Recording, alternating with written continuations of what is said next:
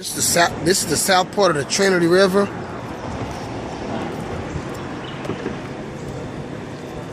All this is usually just trees and dirt and wood. It's all flooded. So now, what I'm walking up on is the actual river itself. And it's usually about maybe 20, 25, maybe 30 feet across. But if you look,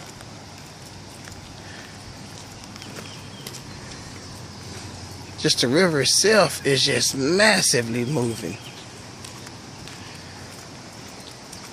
Wow.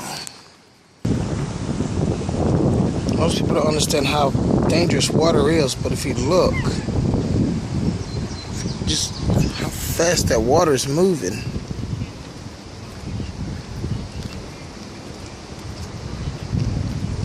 All this is usually just dirt. Look at that tree. Pushing the whole tree down the river.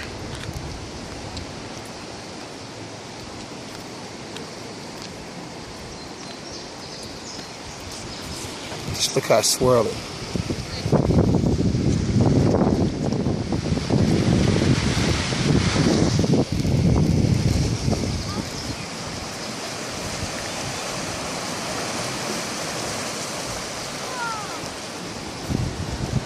It's just water.